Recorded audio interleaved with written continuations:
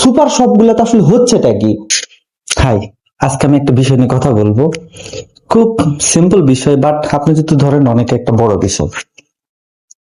আপনার ভিডিওটি শেষ পর্যন্ত দেখবেন, তাহলে বিষয়টি ক্লিয়ার হতে পারবেন। ফার্স্ট বলি, সরি, আমি যে জিনিসটা দেখাবো এটা ভুলে গেছি। আপনারা একটু দেখে নেন, একটা এটা হচ্ছে মূলত AFESS, একটা হচ্ছে সুপার শপ। তো আমি সুপার শপ থেকে কিছু প্রোডাক্ট কিনি, প্রায় আপনার হচ্ছে দেখুন প্রায় খুব কম 1600 টাকার মতন প্রোডাক্ট কিনছি, ঠিক আছে। তো কেনার পর বাসায় আসি, বাসায় আসার পর দেখি অ্যালোভেরা না কিনে কিনছি আমি হচ্ছে শসার জেল, ঠিক আছে। তো আমার শসার জেলটা মূলত আমার খুব প্রয়োজন ছিল না, আমার প্রয়োজন ছিল অ্যালোভেরা জেলের। তো পরে তাদের কাছে যাই, তারা আমাকে দেখায় যে তাদের রিটার্ন পলিসি, ঠিক আছে। তাদের রিটার্ন পলিসি দেখায় যে, আপনাদেরকে আমি দেখাচ্ছি তাদের রিটার্ন পলিসিটা, ঠিক আছে। আমি ডিসপ্লেতে খুব সুন্দর করে দিব রিটার্ন পলিসিটা, ঠিক আছে। দেখেন এখানে দেখাচ্ছে যে রিটার্ন পলিসি যেটা বলছে, মূল কথাটা বলি, we do not accept return or issue refuse, ঠিক আছে।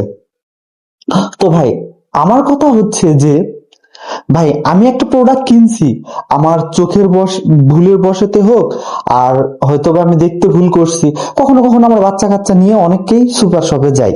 তো সুপার শপে যাওয়ার পরে যদি দেখি যে একটা জিনিস কিনে যাচ্ছে, আমার বাচ্চা আরেকটা বাচ্চা আমার সাথে কোনো একটা জিনিস নিবে, বা সে অনেক হচ্ছে কান্নাকাটি করছে বা সিন ক্রিয়েশন করতেছে, তো সেই সুযোগে আমি তাড়াতাড়ি একটা প্রোডাক্ট তুলে নিয়ে চলে আসলাম। তো আসার পরে যদি আমার প্রোডাক্ট একটা ভুল আসছে, যে প্রোডাক্ট আমাকে চেঞ্জ করবে, তার জন্য আমাকে নতুন ভাবে প্রোডাক্ট কিনতে হবে, এটা কেমন? আসলে এসব নিয়ে আমরা কথা বলি না, কেউ এসব নিয়ে কথা বলেও না। কেন বলে না জানি না, সবাই খুব প্রশংসা করে কিন্তু কেউ কথা বলে না।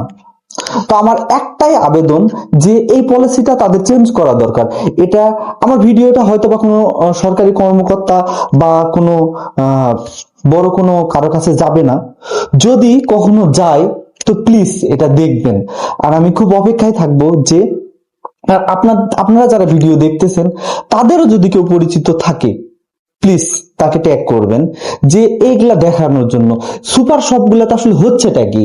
আসলে তারা সুপার শপ দিয়েছে বলে মাথা কিনে নিছে, এটা তো আমরা মানে নিতে পারবো না।